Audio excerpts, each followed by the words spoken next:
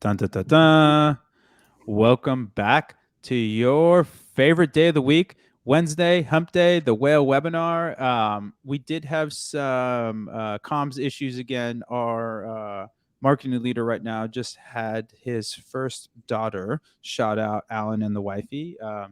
So we had a little bit of comms issue. So it might be a smaller but tight group.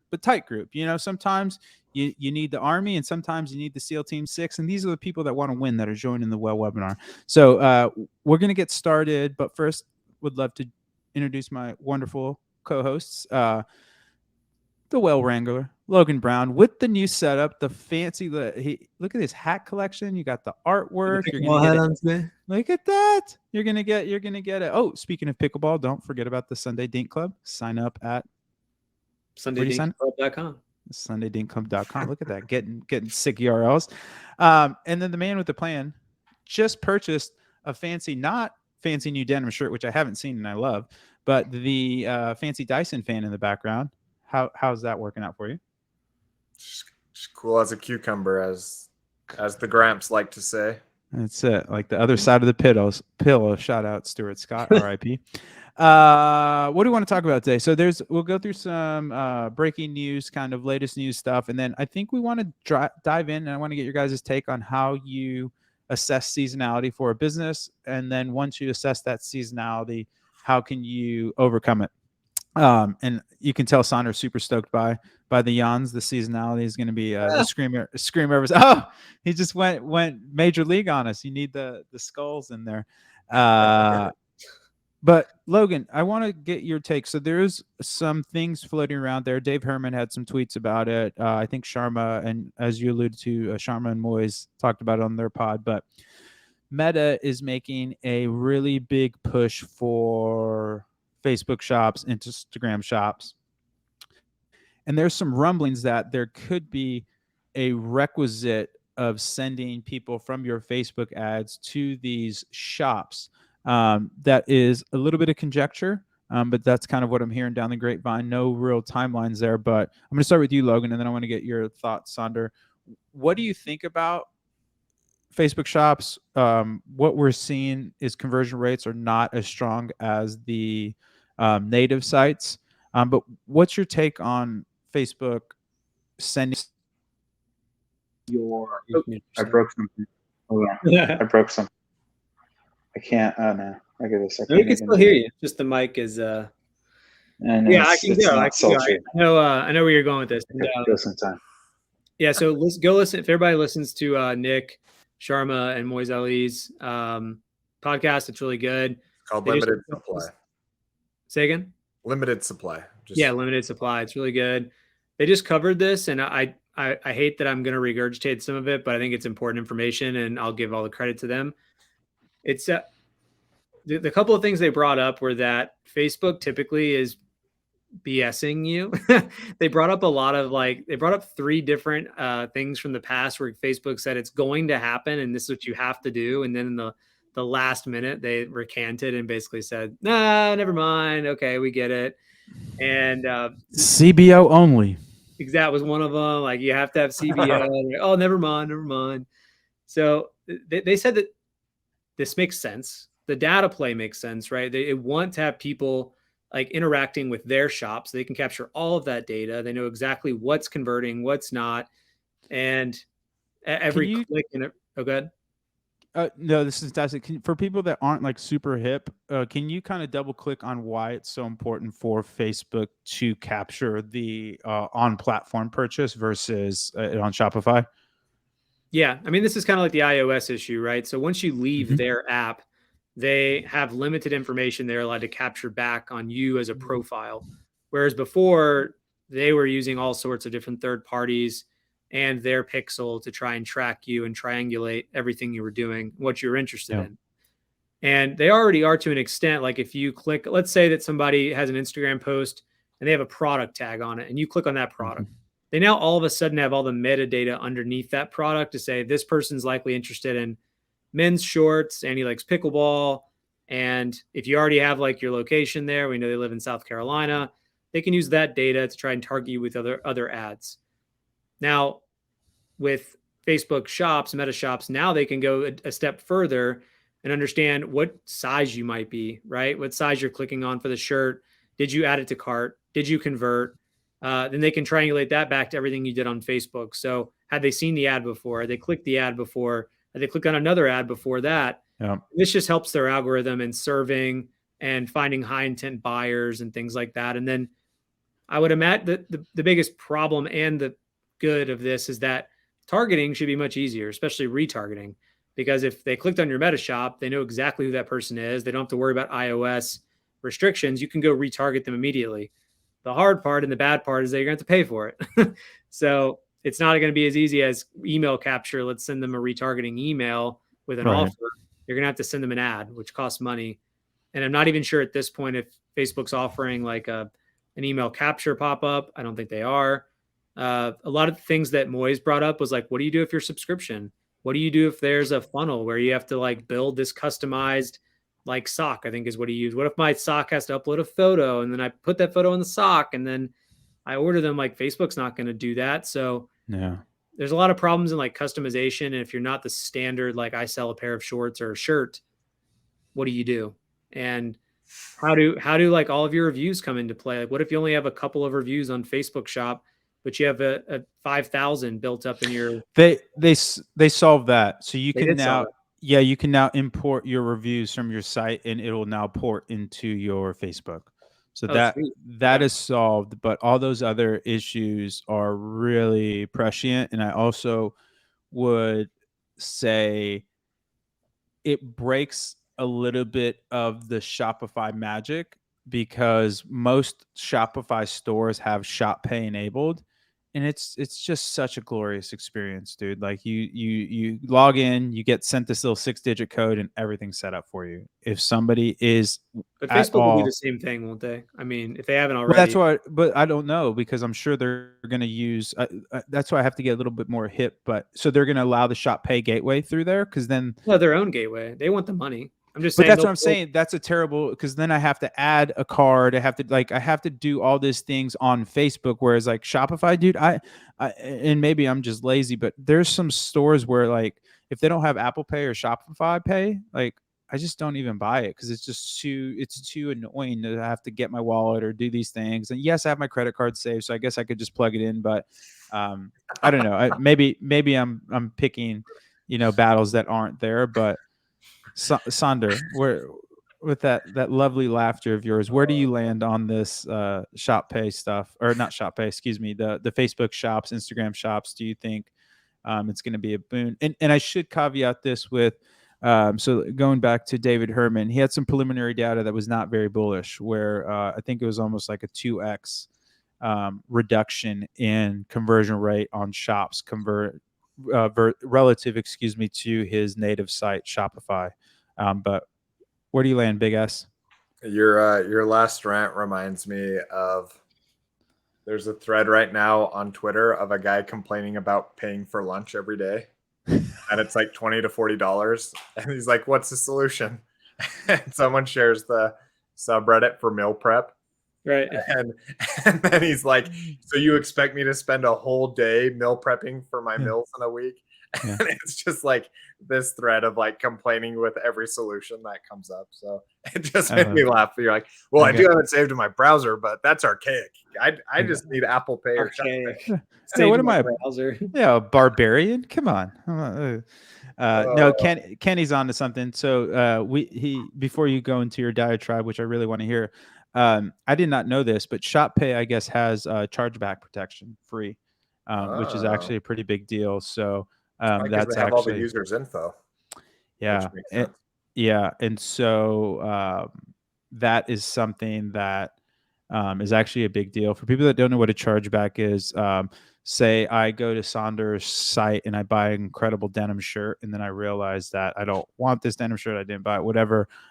Instead of returning it like a normal, awesome human, I can say, oh, this was a bad charge or something like that. And I go to Amex and say, this charge was fraudulent, what have you. And then they'll charge back. That's the big difference between a credit card and a debit card. When you buy with a debit card, you are literally taking money from one bank account to another. When you buy with a credit card, it's essentially a promise to pay on credit, and then that can pretty much be revoked at any time. So that's why a lot of people are hesitant sometimes with credit card purchases. But with that being said, give me your take. Honestly, I think Facebook should have gone all in on this like 3 or 4 years ago and become the Shop Pay and just like done it and made the experience way better for users to never have to leave Instagram or Facebook. Now, when I say this, then like Shopify's mobile responsiveness wasn't great. I feel like they could have taken a decent amount of market share as well from like Apple Pay and really become a good, competitor in that space. So I was very, very bullish on it then because I felt like we were always running up as an agency against websites that were not great at converting. But if we could just send them directly to a product and have them check out on Instagram, then it would have, just been easy. And I think it alleviates a lot of issues. I think now as things have evolved, though, now it becomes very difficult. And I think that early data that you mentioned, a conversion rate 50% of what a website's seeing, an AOV that I think was a lot less as well. I think now it's kind of a harder sell where Facebook had the opportunity to go all in and they didn't. And so Yes. I think the personalization, there's always going to be exceptions for everything. And so I don't know. Hopefully I'm not attacking you, Logan, since you're quoting Moise. I'll come at Moise for this, but I don't know. I think there's always exceptions. So I try not to get too hung up on exceptions, and exceptions always figure out a way to make it work. I feel like anyway. So yeah, I think that's more my opinion on it. It's kind of going to just be an uphill battle at this point, and I think people at Facebook are really smart, and I think they can figure it out. But yeah, it's gonna suck for a lot of merchants and hurt some trust along the way, I think. But you still do have a manual. You can manually override this to an extent, right? Through your campaign. You can set up a campaign that's just like the old structure. It's just if they decide to push everything to this Advantage Plus, that's where I think the caveat lands, where they say, if you want to use Advantage Plus, you have to give us some sort of ability to optimize based on our shop or your shop. I believe that's the way it's working, right? Yeah. Yep. Yeah. So. No, those are actually good measured views. Oh, look at this. Kenny's going to hit us with some receipts. Amazing. Let's do this, Kenny. Should we just bring Kenny on the stage? Let's go, KB. I got my Riot Society on as well, Kenny, just for you. Katie has a really interesting comment. Yes, we've utilized their chargeback protection a few times and has worked well for us. We received a high volume of payments through ShopPay. Yeah, that's wonderful to hear, Katie.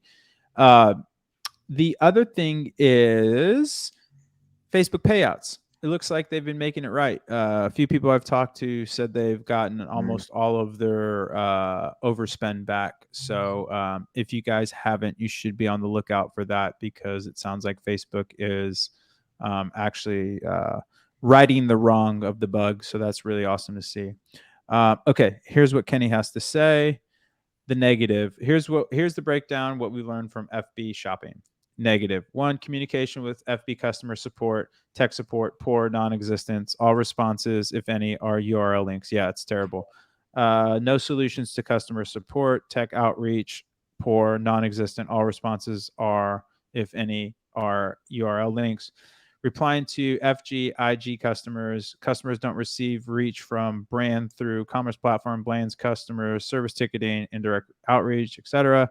Chargebacks, anybody can submit chargebacks to Shopify, and FB Meta can't help or be responsible for the chargeback because the reach out wasn't directly to FB, IG, Meta. So we talked about the oh, that's an interesting one. FB and IG Meta doesn't screen orders for fraud. Brand second part fraud protection system start screening orders for fraud. However, they've been unsuccessful. No IP is supplied with the orders. That's interesting. Orders are voided after brand ships orders. Why? That is weird. All IG checkout orders are paid after the orders are shipped. That's really weird. Due to the FB IG checkout orders not being paid until after the order ships, brands have to manually. Oh, that's so terrible. You have to manually mark the order as shipped. AOV. Oh, this is a really good point. And Sandra, you talked about the AOV, but the AOV is lower due to there's no upsells, right? Like you just get in, get out. There's not this traditional conversion process on Shop where you can have upsells, cross sells, etc. That's a really good call out. I know, Sandra, you talked about the AOV, but that is definitely a really interesting reason as to why AOV might not be as prolific as it is on the site. The positive, brands receive purchases through FBIG checkout with less friction. I don't think it's that much friction, man. If I go to this, I guess it's definitely less friction, less steps, I guess. I don't know how much frictions. Oh, another negative, coupon features are terrible. Brands, IG, FB getting more likes on each post in the feed. You can't pay rent with likes, but I like it. Brand gets more product exposure throughout IG, FB. Yeah, I mean, net, I'm neutral on it. I do get a little weary on if they start to force like if I'm giving you money, but there's this, I don't know, maybe I'm in the middle where it's like, as we get into this AI age, there's kind of this philosophical debate I've been having with myself of like, if you had a machine that could give you every decision to make that will produce the optimal outcomes in your life, like, would you quote unquote give up your free will to do that? And I think that's kind of similar here with Facebook, is like, will you give up the choice to get better performance? And I think I would. I think the problem is the performance is not better yet. So I don't know. Anything else there? We pretty much in agreement where it could be awesome, could be terrible. As of now, it's not either. Yeah, I guess. I mean, I think Kenny brings up a lot of good Logan points. is not sold. I don't know. I mean, I get why they're doing it from a product standpoint, but Kenny also made one good point at the end that I remember from the podcast. I believe they are forcing you, if you want to continue advertising, to set up this shop. The other part that I think they're forcing your hand on is that if you use product tags through Instagram currently, they'll be deprecated if you don't set up a shop. So now they're only available. Ooh, okay, that's interesting. Yeah, I've always was bullish on the product tags. I was so bullish on live shopping, and I'm still holding on to it. But I think I was wrong there. I think that there's just a different market in Asia than there is in the States. Where did you guys have any views on live shopping? I was so bullish. Like QVC was really big here, like, and it just never took off like I thought it could.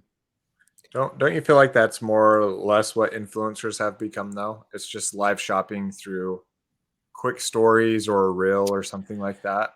I know it's not the same. It's not like live interaction. Yeah, it's same but different. The one thing I would say is when you have an influencer, part of the influencer is their distribution. Yeah. Whereas live shopping would have been done through the brand. And so like you're not leveraging someone else's distribution, you're leveraging your brand distribution. And like, to your point, it's different to say like, every Wednesday night at 8 p.m. we're going to have Logan on, and he's going to go through all the best hats in pickleball, or he's going to go through 10 paddles, and you can look at each paddle and understand each paddle. And if you have questions, ask me in real time what the questions are, why I like it, like that. Or that's kind of what I think of more as live shopping, is like an experience of almost that voyeuristic, again, like the kids won't get the reference, but QVC, of where you're watching this person on TV and you're like, oh, I'm going to call and buy that samurai sword because it's so cool, kind of shit. I think live is where they got it wrong. I mean, say more. Well, the cord cutters cut cable, right? Yeah. For all this on-demand stuff. Pay more money.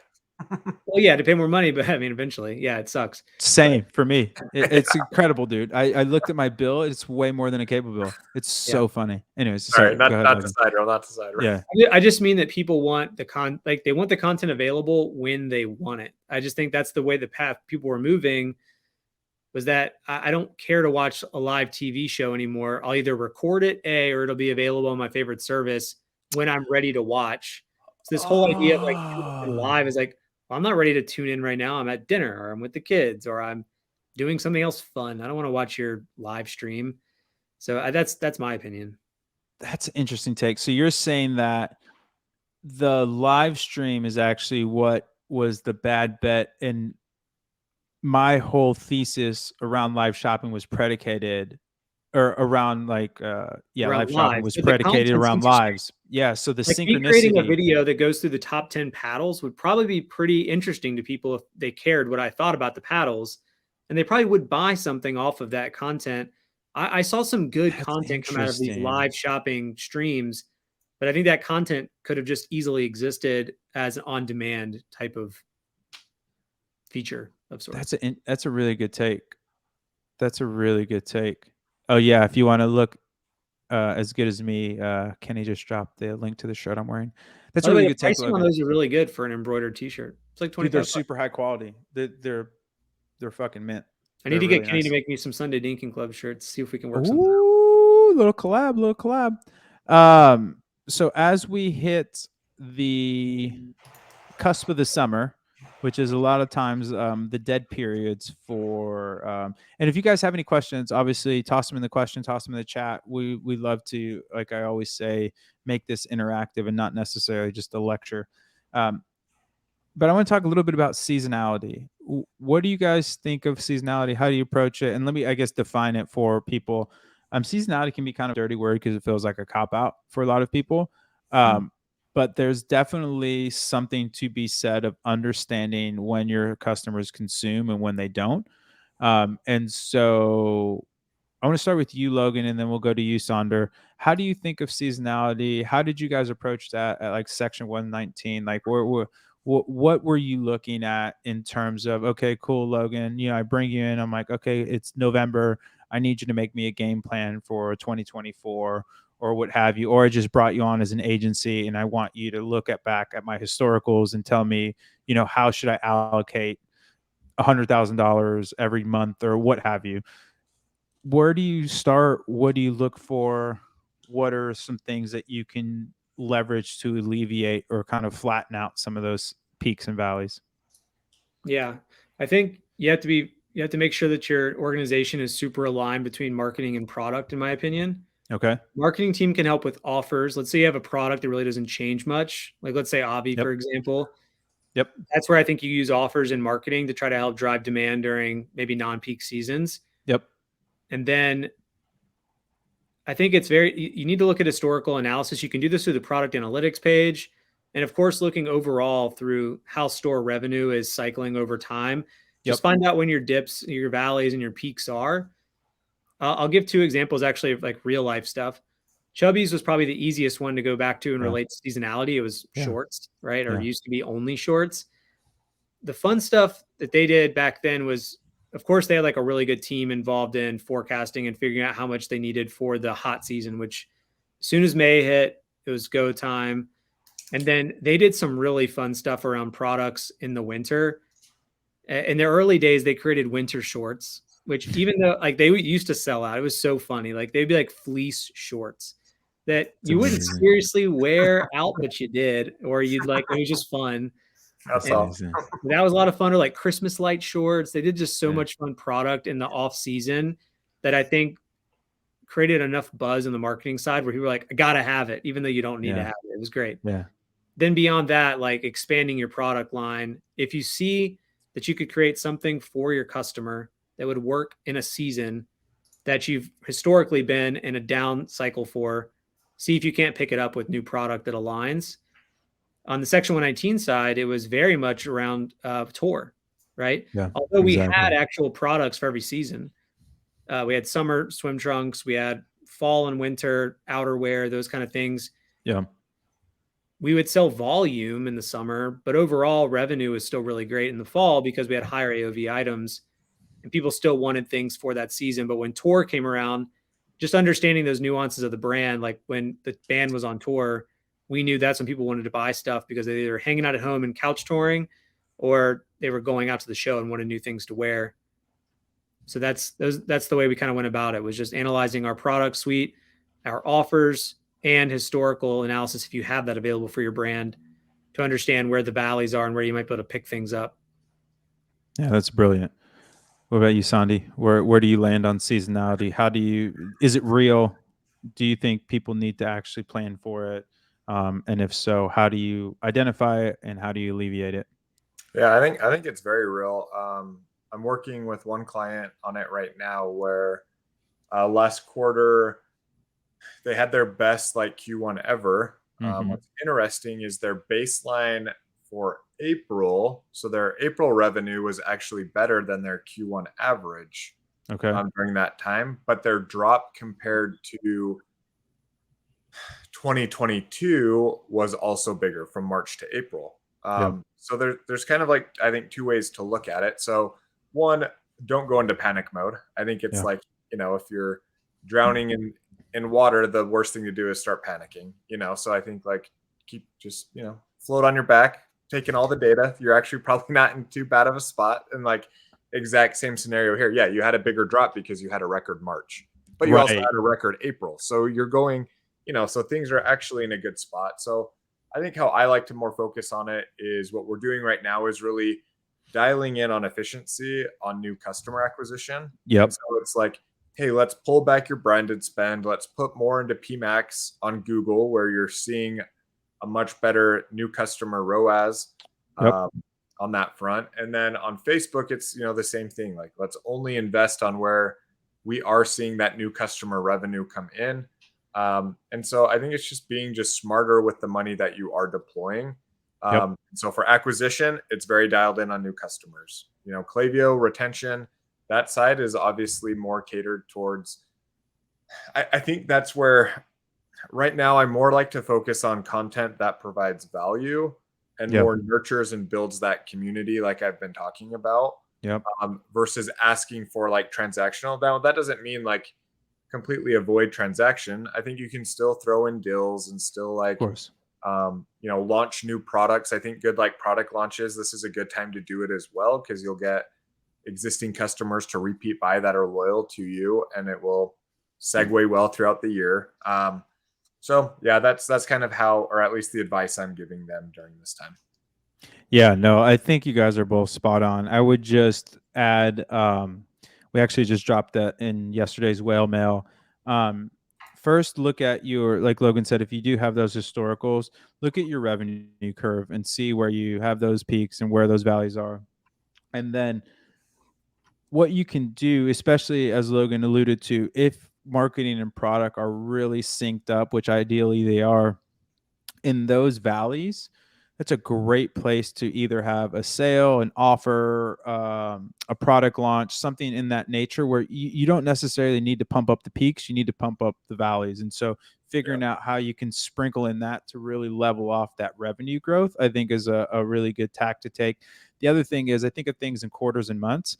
And so every quarter, look around and see, are there any already predetermined events? To Logan's point, like if you're section 119, you're looking at actual concert dates. If you are a pool company that sells pool floats, you're looking at when can people get into a pool, right? Like I'm not going to buy a float for my pool if the pool's closed. So I think understanding where there are the pre-built in places that you can scale on, whether that be again hot like Chubby's, I'm sure crushed on Memorial Day, right? Like you throw some American flag shorts, et cetera, et cetera. And so how can you use the Western calendar to your advantage to then push up those valleys?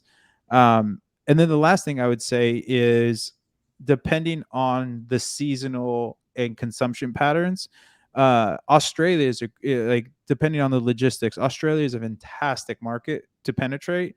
And it's inverted to our seasons. And so as the US season and the West, primarily the States, Canada, which are massive markets, go into the winter, Australia is coming into the summer. And so you can invert your seasons that way by selling into Australia. Obviously it's a bigger lift because you're going from a domestic service to an international service, but that's something that I would also explore if you are heavily reliant on not seasonality, but literal the seasons, where you need X, Y, or Z to consume the product. And if you're selling, Canadian Goose coats, it's going to be really hard to move a lot of those in the summer. But in the summer, it's actually in the winter in Australia. So that's something that you could also try, some international expansion in Australia to alleviate some of that stuff. But no, those are really great things. And then like I said, alluding to that whale mail thing, you can also look at trends over time, whether that be on Google, Pinterest, what was the other one on there? Google, Pinterest, Amazon, things Like of that Twitter has nature. trends, and you could try to Yep, look Twitter, at. exactly. Yep, exactly. And so you can start to see where the interest graphs are. To be fair, those are usually a little bit more in the zeitgeist. I don't know if they're totally representative of actually the normalization curve, because if you look at like crypto or something like that, or like you'll see these really big pops and going down. But I think trends can also be something that you can leverage, and then you can just kind of collate all this data together to then understand how to map out your marketing plan to give you the best chance of beating the bad months. And then if you can beat the bad months and keep the good months good, you're already ahead. But what oftentimes happens, if you beat the bad month, the good month is even better. And so I think that's kind of where I would land on there. But I do think it's real. I would just be very cautious about who you deploy that word to, because a lot of people have some very unhinged beliefs around seasonality, that it is a cop out. And I don't think it's a cop out, but I think that you need to understand it in a meaningful way before you start kind of saying, oh, well, we're not performing because of the season. What businesses have you seen it not be? Not, yeah, I guess what businesses don't have seasonality? Consumables. So like deodorant, toothpaste, health and beauty, et cetera, et cetera. Like You mean seasonality as in like literally the market is not buying right now? Correct. It's not about like my example was more like my product doesn't fit in this season, but this is more like consumers are not consuming this product and because it's January. Same but different, right? Like consumption can happen by wearing it, consumption can happen by eating it, et cetera, et cetera. Like meal plan things, like don't necessarily, maybe there's some semblance of seasonality because there's that new year, new you. But for the most part, like consumables usually don't have, or maybe I should hedge a little bit.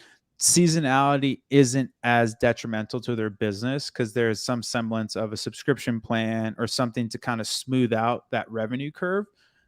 Versus, again, like Logan's point, if Chubby's doesn't drop those fleece shorts, like unless you're Austin, Texas, or like there's only certain markets that can really consume those shorts. Again, the pool float example, right? Like you literally can't consume the product. And very rarely will people buy something unless you're those psychos that buy like coats on sale for half off in the summer just to wear it like 6 months later. I had a friend that did that, and it absolutely broke my mind. But he got some deals. Yep. To be fair.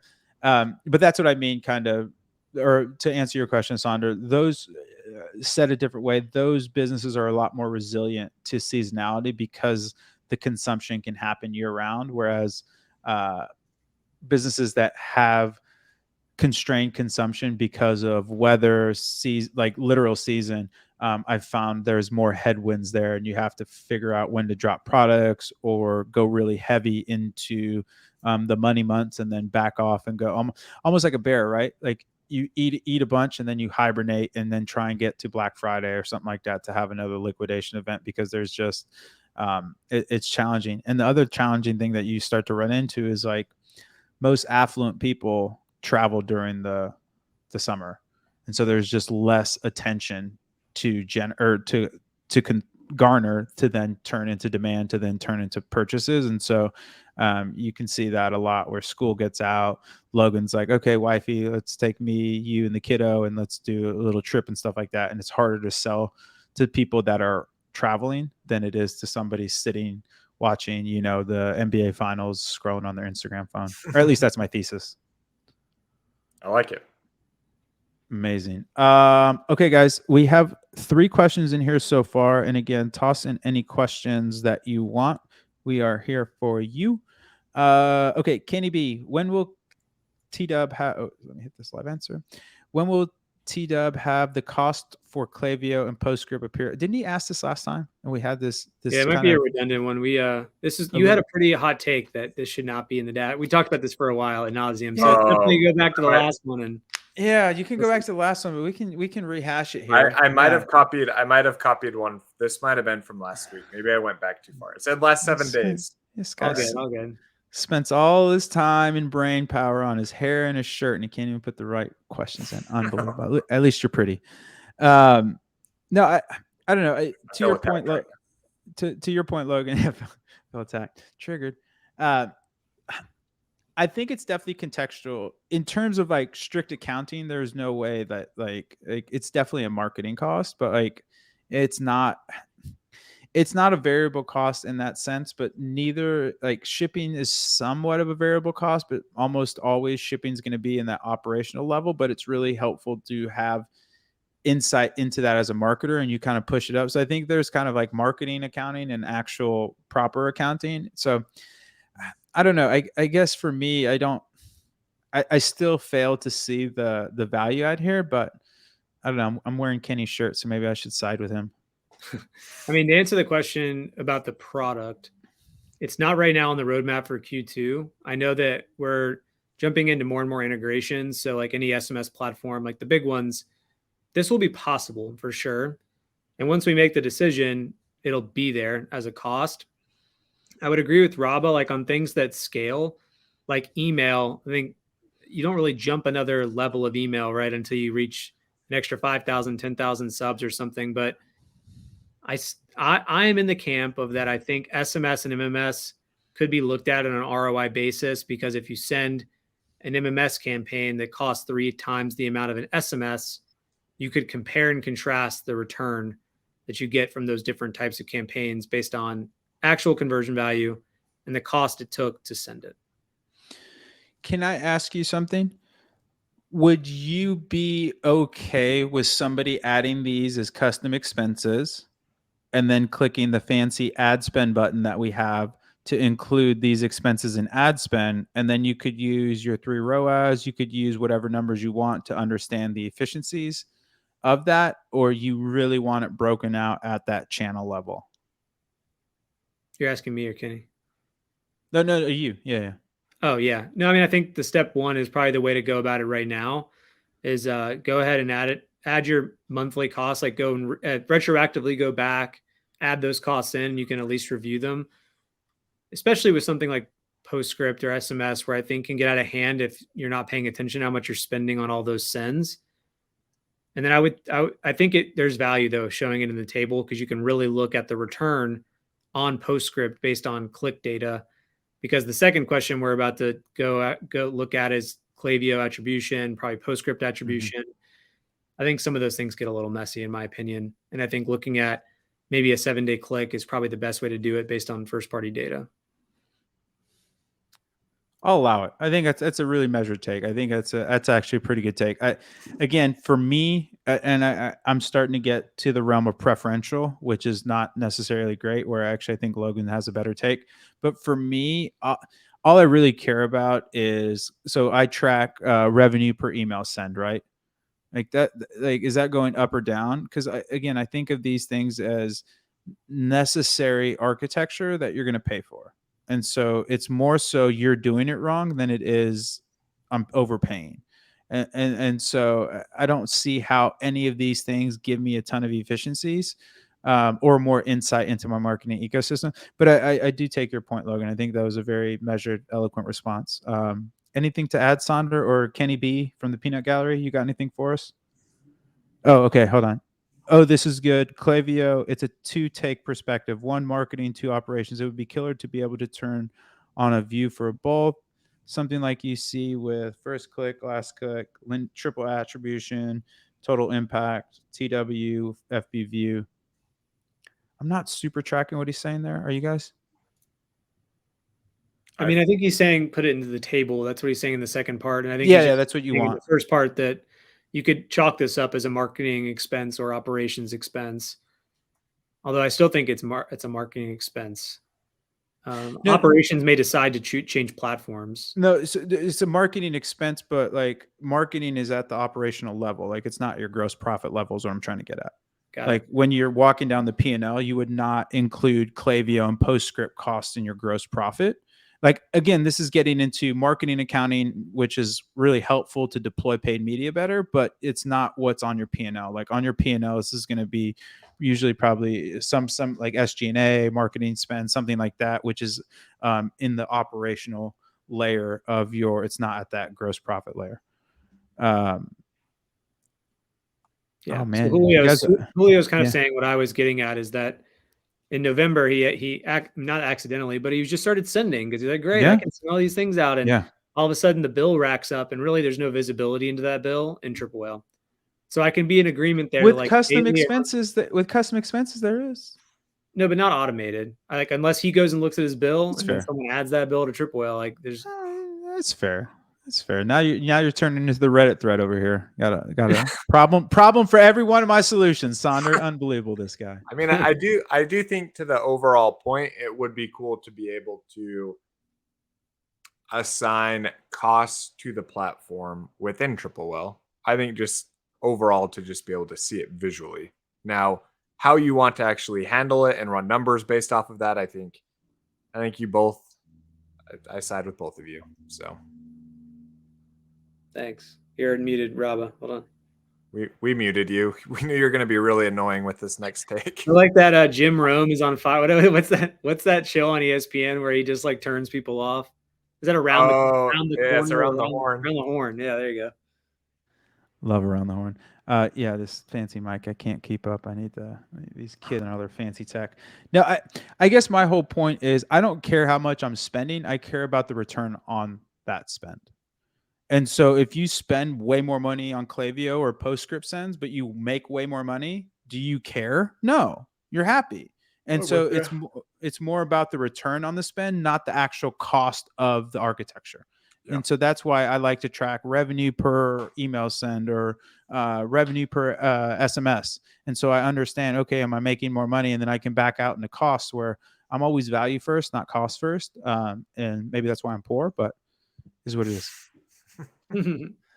Julio's dropping some mathematics into us. Yeah, amazing. So again, you guys are bringing 100% with you guys, and I think that you guys are making really good cases. And I think again, we're getting into the realm of preferential, which is again not good, not bad, but it's going to be contextual to what your preferences are. But I'm glad you actually brought this back up, Sonder. It was really good. I'm less. We had to give him a week, Sonder. Yeah, exactly. Yeah, it's like when you give the person the idea and then it has to be their idea kind of shit. Like, oh, that works. There are no accidents, Exactly. Nothing is truly. What is it? Nothing is truly invented, only discovered. Deep. Ooh. Charlie, is this Chuck T or no? This is this Charlie? Is Charlie here? No, it wasn't Chuck T. No. Okay. How do you deal with over attribution from Klaviyo? Let's start with you, Sonder. You haven't had the stage first. Let's do you, and then Logan. I want to hear your take. Yeah, honestly, I use last click in Triple Whale to measure my performance of Klaviyo. So hopefully everyone here is aware that Klaviyo has a very, very, very big defaulted attribution window for anyone who's opened an email. And you don't know already, if you're on the latest version of iOS, Apple tells Klaviyo that every email's been opened anyway. So it's not great to use their default window, and that's why revenue is so skewed when looking in Klaviyo versus, let's say, Triple Whale. So I'd either say triple attribution or last click is what I tend to lean on when looking at Klaviyo. No notes there. I think that's a sensational answer. Logan, what you got? Yeah, that's good. And just know that I'm pretty sure this is still true. Klaviyo defaults their attribution to the day of the send, not the day of the event, like the order. So just know if you're looking at like 7 days later and you see that Triple Whale is showing one number and Klaviyo is showing another, you have to go back to the day of the send in your date range to make sure that you compare and contrast correctly. And yeah, again, their attribution thing is weird. It's like, even if you receive the email, you have to go and look at their attribution in their help center. They do a decent job of visualizing it. But if you're using SMS and email in Klaviyo, definitely read their help documentation, because if you send an email and SMS at the same time and someone clicks on SMS, I'm almost positive that no attribution goes back to the email at all. It's like whatever the last platform click is, essentially in Klaviyo, it's the attribution.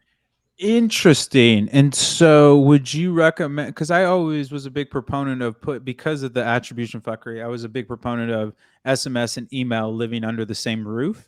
So you actually prefer having a different SMS provider, like say PostScript in Klaviyo versus Klaviyo SMS and email? The answer is no, but the short answer is no.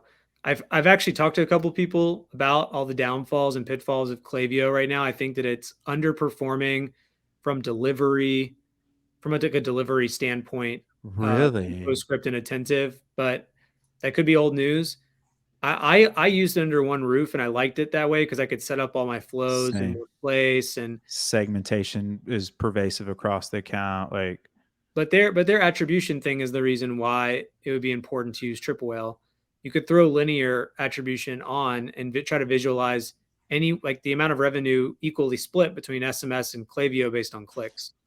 So if someone clicked on the email and clicked on the SMS, I also think you should look at discount codes and make sure that you yeah, send a unique discount code through SMS. I can't harp on that enough, but I think you should deliver yeah. a unique SMS code. And then you can look at those codes being used, because on my phone, if let's say I sign up for the welcome newsletter and I get a text, I don't ever click the link in the text. I just go back to Safari after I've copied the discount code. Does that make sense? Yes. And there's no open rate on SMS. So unless you click, they don't have any data, nor do we. Hold on. Let me think. So you literally don't click the link. You copy the discount code and type a URL in and go to that site. And I'm saying if I go to a site, right, Yeah. I get the pop-up that says get 15% off. I Yeah. enter my phone number. I get a Yeah. text. Yeah. I already have the website open on Safari. So I just Yeah. go to my messages, copy the link or the discount code, and then just go back to Safari and finish my checkout flow. Tracking.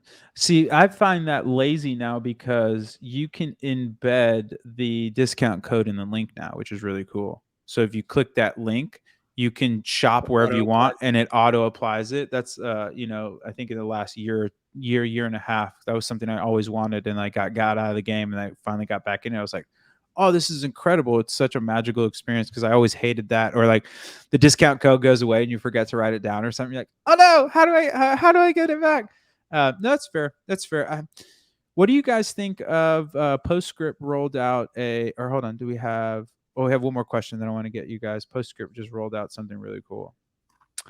Oh, this is always the swan song. Google Analytics data seem to be really off than what the actual platform reports. I don't know if Michael, you're here with us, but when you say platform, I'm guessing you mean like the channel platform. I'll let you take this one, Logan, but there's a whole bunch of hullabaloo in terms of the way GA actually tracks versus the way import platform tracks. And there's really you're never going to see one-to-one synchronicity. You can get in kind of like the 90%-ish kind of alignment, but I've never seen a GA account match for like example, like Shopify. The nuances in the way the different companies approach attribution is really evident when you have GA compared to other things. But Logan, I'm still in your thunder. Illuminate us. No, I mean, it's kind of as simple as click-based attribution against modeled data. And Triple Whale is in a similar boat. We just have a better ID graph. So we are measuring clicks, and we can show you the click-based attribution. We can show you the click-based attribution for any platform. Is it going to match Facebook? I really doubt it, because Facebook's also including view data, which is why in Triple Whale we offer you the ability to see how much revenue is being attributed to views from Facebook as well. So, GA is just like, is it like fair to say the poor man's Triple Whale? It's just like, it's not as good, but we're still basing it off click data, which is not the way the platforms work, except for Google. I'm pretty sure Google's just like, right? Google's like a click-based attribution, except for display ads, or even display ads. Maybe that's click-based only. And they have the other thing that I would also illuminate here is Google can only really see what Google's going on. So whether that be Google Ads or your website, where Triple Whale can take into account all of the other camera systems, whether that be Facebook, Google, Pinterest, Snap, whatever. And so that's another kind of not downfall, but just limitation of GA, is that it's going to only report on your web traffic and your Google Ads. Everything else is going to be pulled in. So I don't know if Michael's with us. I don't think he is. But if anybody else is actually live, or if you're watching this later, send us an email with everything. Not everything. Give us like the top 5 things you care about in GA. Maybe we just build them for you. Like, I don't even know why anybody would want to be in GA. And if you probably have a reason, but send me the reason. Some of the traffic reports you can get granular. I'm so bearish on GA4 though. Like, not only I think I'm kind of butthurt that my skill set of GA is kind of useless now because it almost feels like a different platform where it's like it's just a total different paradigm than the universal analytics. But there's a really good question from Jesse that I want to get to. Let's see what we got. Yeah, GA is dead, Kenny. I'm with you. Ideally, we replace them, become the de facto analytics for the internet. Okay, fantastic question here. This is from Jesse. Regarding Klaviyo, I pay my email guy based on performance from campaigns. What should I be looking at to ensure that I'm not overpaying him? If you don't mind, you can. Well, I guess it's not necessarily important to understand how the deal is structured, but let's start with you, the Denim Demon, and then let's go to you, Logan, and I can wrap up. But if you hire an email person based on performance, Sonder, what are you looking for to ensure that they are not being overcompensated? Or do you think performance-based compensation isn't necessarily the best way to pay your email person? I'm fine for it being based on performance. I'd probably do something. I'd probably weight it like 25% based on open rate, and then so he's, not to cut you off, but he's Jesse just popped in the chat. He's paying a 10% sauce on any revenue from campaigns. Campaigns only. So this is not from flows. So just campaigns. I mean, I'd probably base it on a last click in Triple L. Honestly, is probably what. Oh, in Triple. Yeah, I wouldn't base it on anything that I'm seeing in Klaviyo. It's just like, yeah, it's kind of the same issue we see in platform with anything, So it's everything's overinflated to make it look better, so you spend more money. Yeah. I think Google's probably the most true, honestly. Even though like GA sucks, it's for Google Ads seems to be the most accurate from what I can see. But separate conversation. So. Yeah, candidly, and we won't go down that rabbit hole, but that's also what I've seen. But it's also probably very aligned with, it's probably scooping up a lot of last click. And so that's why I get such a tight in platform to pixel number. Whereas there's a lot of chew through on the book. Logan, what do you think about a 10% compensation for every dollar you make for my email campaign? Yeah, I don't know. I guess I'd rather I'm going to take that out of the conversation for a second and just give you my thoughts on how I might think about it. I think that it might be interesting to try to bring somebody in from an email side that can rise the entire tide of all ships. And you mean flows and campaigns? Flows and campaigns, but tie it back to overall performance of the business too. Yeah. Because if this person, for example, I know it's a little bit more difficult, but I would try to incentivize the idea of improving flows and pushing for A/B tests and trying to push for better conversion rates. And if you add this extra flow, does it do anything? There's work that goes into that though. So they have to be compensated for the work, even if the test doesn't work out. But I think overall it'll net out as a win for you. On the campaign side, I would also be looking at benchmarks, I think, in Klaviyo. I would start there. What does my open rate look like? My click-through rate? Based on their performance of conversion value, how is it compared to other people in my industry? Am I always in the 90th percentile or am I sitting low? Like, is this person actually improving all the in-platform metrics as well based on those benchmarks? I used to use the benchmarks all the time.